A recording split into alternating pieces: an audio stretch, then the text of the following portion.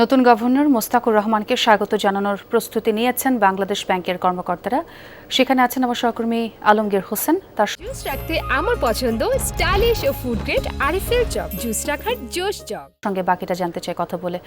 আলমগীর, নতুন গভর্নর তিনি কখন নাগাদ অফিস আসতে পারেন এবং তাকে স্বাগত জানানোর কি প্রস্তুতি নেওয়া হলো সবটা জানাবেন।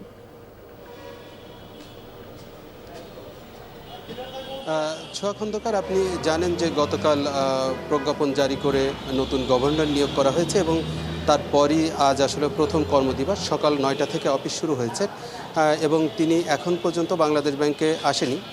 রীতি অনুযায়ী তিনি আসলে প্রথমে অর্থ মন্ত্রণালয়ে যাবেন এবং অর্থ মন্ত্রণালয় আর্থিক প্রতিষ্ঠান বিভাগে যোগদান করবেন, সেখান থেকে বাংলাদেশ ব্যাংকে আসবেন।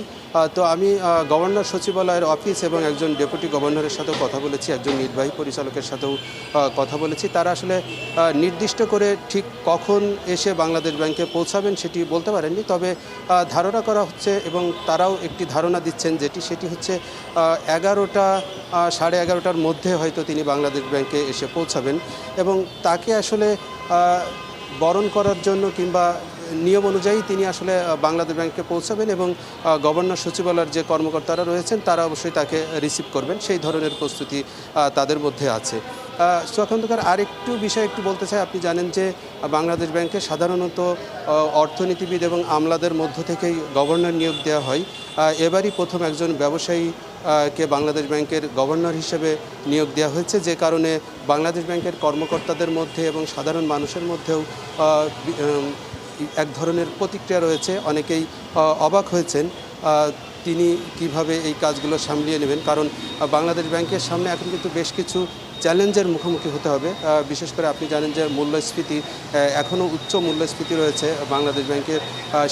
বাংলাদেশ ব্যাংক সেটি কমিয়ে আনার জন্য বেশ কিছু উদ্যোগ নিয়েছেন, সেটি এখনও সফল হয়নি। সেটি আসলে কিভাবে সামনের দিকে আরও এগিয়ে নিয়ে যাবেন সেটি এক ধরনের চ্যালেঞ্জ রয়েছে। আপনি জানেন যে ব্যাংক রেজুলেশন অধ্যাদেশের আওতায় 5টি ব্যাংক একীভূত করা হয়েছে, সেটি আসলে এখনও চূড়ান্ত রূপ দিতে পারেনি।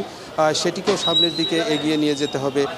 এরপরে বেসরকারি বিনিয়োগ এক ধরনের স্থবিরতা রয়েছে, বেসরকারি ঋণ প্রবৃদ্ধি অনেকটাই থমকে আছে, সেটিকে আরও কিভাবে গতিশীল করা যায় সেই বিষয়গুলো আসলে তাকে, সেই সব চ্যালেঞ্জগুলো তাকে মোকাবেলা করতে হবে বাংলাদেশ ব্যাংকে যোগদান করে। ছোয়া খন্দকার, বেশ কিছু বিষয় মিলিয়ে আসলে চ্যালেঞ্জ তাকে মোকাবেলা করতে হবে, যেটি আপনি বলছিলেন। অনেক ধন্যবাদ আলমগীর আপনাকে।